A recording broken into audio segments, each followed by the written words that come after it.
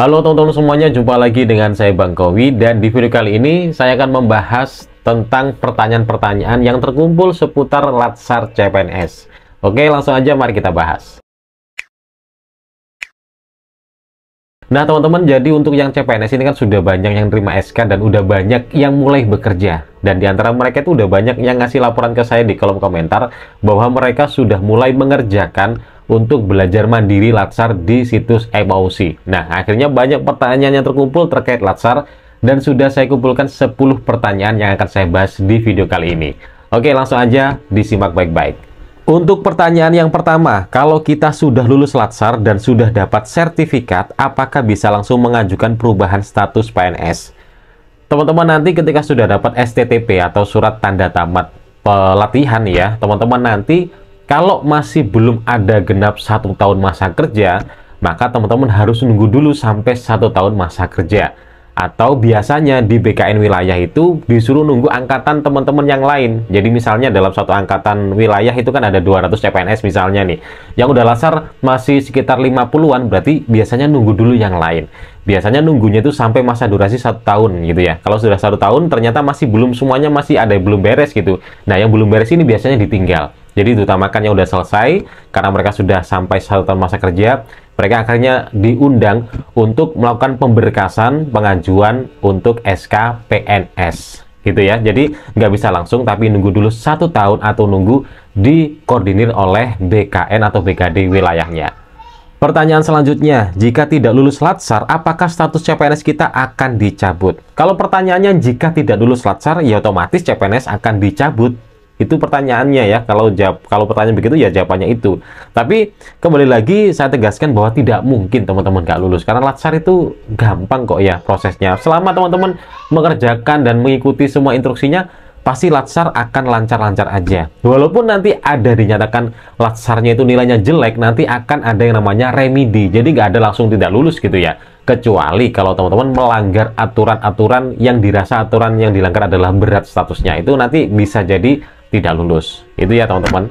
Selanjutnya, apakah pada saat klasikal boleh membawa bayi ke pelatihan? Karena saya baru lahiran Kak, tolong dijawab. Nah terkait hal ini nanti teman-teman biasanya kalau sudah kalau proses Latsar yang versi dalam jaringan atau online itu kan masih bisa dengan keadaan apapun ya, tapi ketika klasikal maka harus datang ke lokasi penginapan yang disediakan nanti di hotel atau di asrama atau apa begitu ya. Nah terkait yang ibu menyusui yang punya bayi, biasanya panitia itu membolehkan untuk ada kamar khusus dan boleh membawa pendamping, misalnya suami atau orang tua untuk mendampingi, tapi tetap kegiatannya harus diikuti semua aktivitas itu harus diikuti oleh si ibu tersebut begitu ya, atau si CPNS tersebut. Nah ketika nanti ada waktu tersendiri, mereka akan disarankan untuk ya menyediakan untuk ASI-nya untuk si bayi gitu. Jadi diperbolehkan, tapi biasanya juga ada panitia yang menyarankan untuk menunda klasikalnya. Jadi ketika teman-teman udah beres untuk Latsar yang online, nanti untuk yang klasikal yang 1 mingguan itu ya, teman-teman nanti disarankan untuk ikut angkatan berikutnya. Jadi menyesuaikan kesanggupan teman-teman. Itu ya jawabannya. Jadi kalau dibawa boleh-boleh aja. Panitia membolehkan dan juga panitia memberikan kelonggaran untuk menunda klasikalnya untuk ikut angkatan berikutnya. Selanjutnya, apakah tugas-tugas Latsar itu sulit? Karena kebetulan dengar-dengar banyak WI yang tegas dan membebani tugas yang rumit. Kalau pertanyaannya apakah Latsar itu tugasnya sulit-sulit, ya bagi saya nggak juga sih, karena kita kan ada satu kelompok itu banyak orang, di situ kita harus bisa bekerja sama, berkolaborasi agar tugas itu terasa ringan. Dan kalau ada pernyataan ada WI atau Widya Suara yang tegas dan membebani tugas, itu kayaknya tidak ada deh, karena Widya Suara itu mereka berjalan sesuai dengan track aturan gitu ya. Jadi mereka tidak akan memberikan tugas kalau nggak ada perintah dari LMS. Jadi nggak ada yang namanya membebani itu nggak ada gitu ya. Jadi teman-teman yang jelas kalau pengen gampang silakan yang kompak dalam satu kelompok, dalam satu tim.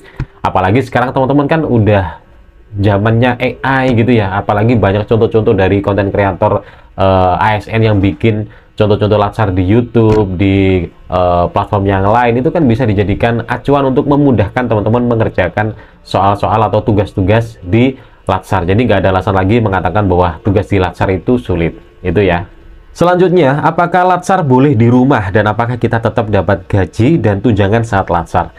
Terkait hal ini, apakah latsar boleh di rumah? Jawabannya adalah tidak. Teman-teman, nanti latsarnya tetap di kantor karena kan latsarnya secara online dan tidak satu hari penuh. Jadi ada jam-jam tertentu teman-teman nanti belajar.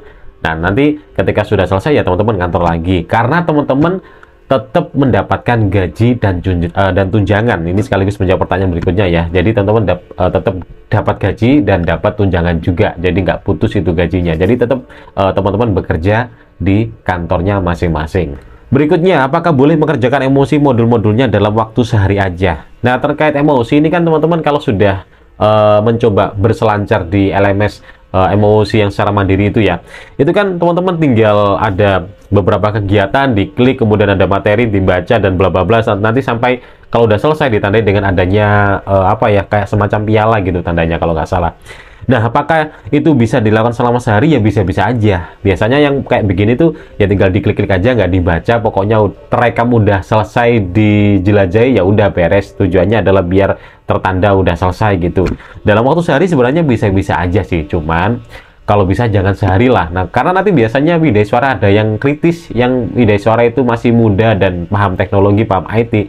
Biasanya dicek nih, untuk peserta-peserta di kelasnya itu mereka mengerjakan emosi itu berapa hari sih durasinya. Kalau satu hari biasanya akan di gap gitu, akhirnya ditembak, dikasih pertanyaan-pertanyaan, disuruh menjawab begitu. Daripada nanti teman-teman kayak gitu, yang penting kalau bisa ya selama 4 hari lah gitu ya, atau 1 minggu idealnya gitu. Tapi jelas jangan langsung sehari, nanti ketahuan kalau teman-teman nggak membaca alias hanya klik-klik aja, yang penting hijau gitu ya.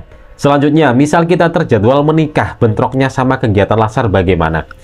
Kalau teman-teman menikahnya saat kegiatan belajar secara online ya, alias secara virtual begitu, kalau ada kegiatan begini nggak apa-apa izin gitu ya. Tapi kalau secara klasikal, kegiatannya bareng sama klasikal, ya mau tidak mau teman-teman harus menunda klasikalnya. Jadi kan belajar latsar itu kan ada dua ya, ada tiga. Belajar secara mandiri yaitu di emosinya, nanti kalau sudah terpanggil maka teman-teman akan masuk di kelas sama Widesuara. Nanti ada 2 sesi, yang sesi yang pertama adalah sesi belajar online, belajar daring, yang kedua adalah sesi untuk belajar tatap muka atau klasikal itu selama 1 mingguan gitu. Nah, ketika bentrok dengan jadwal nikah, maka teman-teman ya menunda untuk klasikalnya, jadi nanti klasikalnya ikut di angkatan berikutnya. Jadi di angkatan berikutnya nggak usah ikut belajar secara online, langsung aja di belajar klasikal. Tapi tetap dengan konfirmasi ke panitia agar nanti bisa dikonfirm, bisa dicatat untuk status penundaan teman-teman. Selanjutnya, saya sedang hamil, bagaimana jika terpanggil latsar? Kalau terpanggil ya nggak apa-apa gitu ya. Sama seperti yang tadi nikah gitu, kan belajarnya online, itu kan bisa dilalui gitu. Kalau teman misalnya merasa nggak bisa membagi waktu untuk belajar online-nya, ya udah ketika kepanggil ya nggak usah didatengin, atau intinya nggak usah diklik terima kelas atau bagaimana gitu ya, atau mungkin bisa konfirmasi ke panitia bahwa menunda untuk ikut sertaan latsar di angkatan sekian, nanti bisa ikut di angkatan berikutnya. Tapi kalau masih kuat, mending ya ikuti aja, nanti tinggal menunda yang klasikal, nanti klasikalnya ditunda kalau semisal tidak memungkinkan atau itu nanti masuk HPL untuk masa kelahiran gitu. Tapi kalau masih lama ya silakan ikut, karena nanti ada pelayanan khusus untuk teman-teman yang sedang hamil, dan juga biasanya ada kamar khusus juga. Pokoknya nanti panitianya akan sangat kooperatif, jadi teman-teman komunikasinya harus benar-benar yang terbuka dengan panitia kalau ada apa-apa. Pertanyaan selanjutnya, apakah latsar itu wajib punya laptop? Jawabannya sih nggak wajib ya, karena pekerjaan-pekerjaan atau penugasan-penugasannya sekarang bisa di cover kok melalui handphone. Jadi handphone kan sekarang udah canggih ya, kalau perihal ngetik sudah ada VPS, ada Microsoft versi Android juga, dan banyak hal. Cuman biasanya kalau dari HP itu tidak compatible gitu, jadi nggak sesimpel kalau kita di laptop. Jadi kalau bisa ya silakan punya laptop, kalau nggak bisa ya udah silakan pinjem aja. Untuk tugas-tugas yang bisa dilalui melalui gawai atau melalui HP ya silakan kerjakan melalui HP. Selanjutnya, jika mengerjakan laporan aktualisasi pakai AI, kira-kira boleh nggak? Karena sekarang sudah zamannya AI. Kalau jawabannya kira-kira apakah boleh, ya jelas nggak boleh lah. Itu kan namanya apa ya? Namanya malas gitu. Jadi merawat kemalasan gitu. Jadi pertanyaannya nggak boleh, tapi apakah bisa apa enggak? Ya bisa, pokoknya jangan sampai ketahuan gitu. Kalau zaman saya nggak ada AI, nah sekarang teman-teman ada AI, ya beruntung banget bisa nanti cari bantuan di situ, ya silakan. Yang penting jangan sampai ketahuan gitu. Apakah Wideswara nanti akan menggunakan sistem robot checker atau AI checker? Ya saya nggak tahu, karena saya belum pernah mengalami proses pembelajaran Latsar di zaman AI. Tapi kalau misalnya mereka menggunakan itu atau Wideswara menggunakan itu, ya silakan teman-teman harus benar-benar bisa memparafrase hasil pembuatan di AI-nya gitu ya. Oke teman-teman, jadi itulah 10 pertanyaan yang sudah saya kumpulkan dan sudah saya jawab di sini. Semoga bisa mencerahkan teman-teman yang mungkin memiliki pertanyaan yang serupa dengan 10 pertanyaan tadi. Dan semoga proses Latsar teman-teman bisa lancar sampai mendapatkan STTP, yaitu surat tanda tamat pelatihan.